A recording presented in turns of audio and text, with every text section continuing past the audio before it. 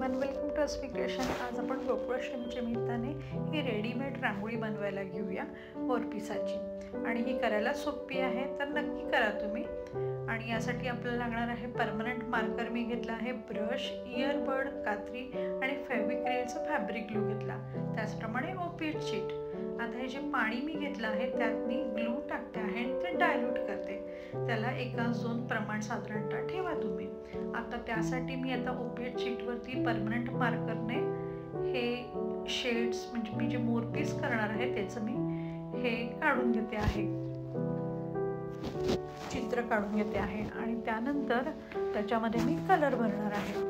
आता हे दोन मी करून दाखवले आहेत तुम्हाला वेगवेगळ्या पद्धतीने। मोठा करायचं असेल तर मोठा करा। हा फॅब्रिक ग्लू मी मध्ये लावला आणि त्यावरती मी आता ही ब्लू कलरची रांगोळी टाकते आहे।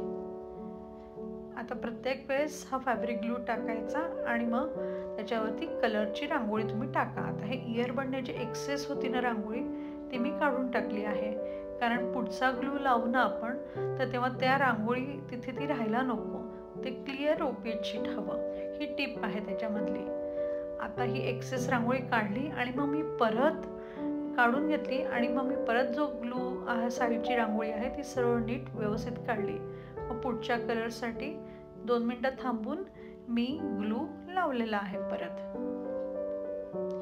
आणि मग मी पुढची शेड घेतली करायला।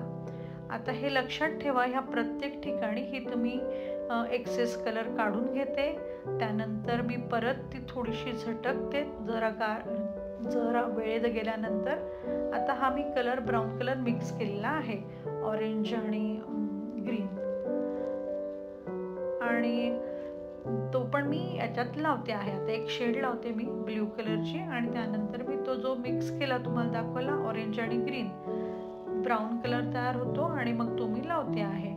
जो ब्राऊन ग्रीनिश ब्राऊन होतो जसा मोरपिसाच्या मध्ये असतो तसा। आता या प्रत्येक ठिकाणी मी इयरबडने एक्स्ट्रा रांगोळी काढते आहे, त्याचप्रमाणे मी झटकते आहे, पण त्यासाठी 2 मिनिटं मी राहू देते, जरा सेट होऊ देते ती रांगोळी। आणि हे लक्षात ठेवा, प्रत्येक सेट होण्यासाठी आता हे मी कलर कुठले वापरते याच्यापेक्षा पण हे जास्त महत्त्वाचं आहे की प्रत्येक सेट होण्यासाठी 2 मिनिटं मी जाऊ देते आहे, ती रांगोळी जरा सेट होते, चिटकते आणि मगच मी पुढचा कलर लावते आहे। आता इथे तुम्ही ऑरेंज शेड लावली तरी चालेल किंवा ही ब्राउनिश ऑरेंज लावली तरी चालेल, ग्रीनिश ऑरेंज मी आता याच्यानंतर एकायला केलेलीच आहे, ती तुम्हाला दाखवतेच आहे। आता ह्या प्रत्येक ठिकाणी पुढचा कलर लावताना अगोदरचा कलर एक्सेस काढून घ्यायचा आहे, नाही तर ते मिक्स होणार त्या ग्लूच्या मध्ये।